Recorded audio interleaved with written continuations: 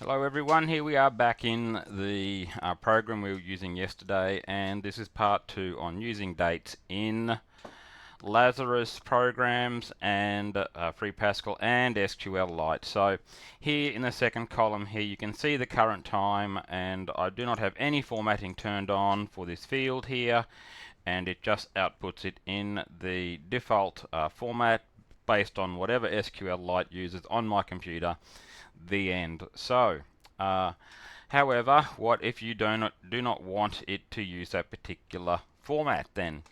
Well, the answer to that question is to use the one of the date functions you can use is strftime, and you can get information about all of the different functions you can use within SQLite from the SQLite website. But in this instance here, all I'm going to do is to change this from Dory list 1 to Dory list 2.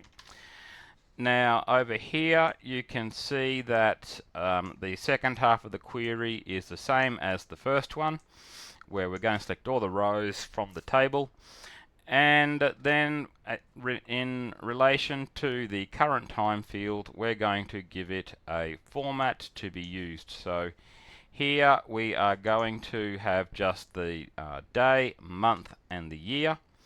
Now these, because it's in as a constant here, this parameter here would normally be separated by quotes. So to make that work in Pascal, we need to have double quotes there, as in two single quotes.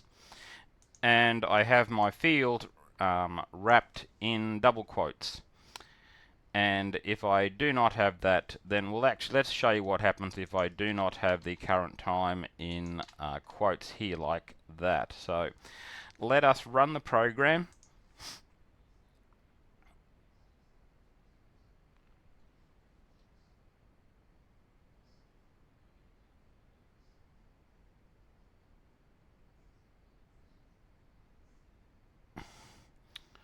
And you can see it displays, let's say 0101, 2000.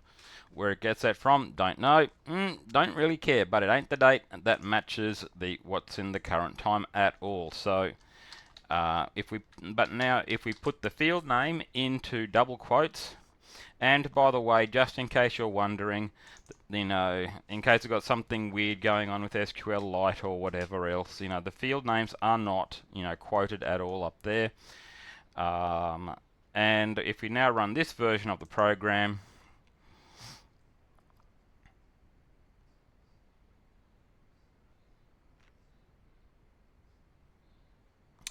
just linking right now, 3 hints. You can see now that it shows the date without the time part, which is what I'm just using from the strftime function only, and it matches what's in the current time field otherwise, so all is good there. The other little trick to see here is that I have also set the display width of this column, new column, to 10, and that means that it's not going to go out this far where the user can't see it. So if you do want to have a little bit more control over the display of values within a grid, then look at using the display width property of a field to modify how much space a particular column takes up. So that's it for this video. Hope you got something useful out of it. Don't forget to like and subscribe, and I'll see you in the next video. Until then, happy coding and bye.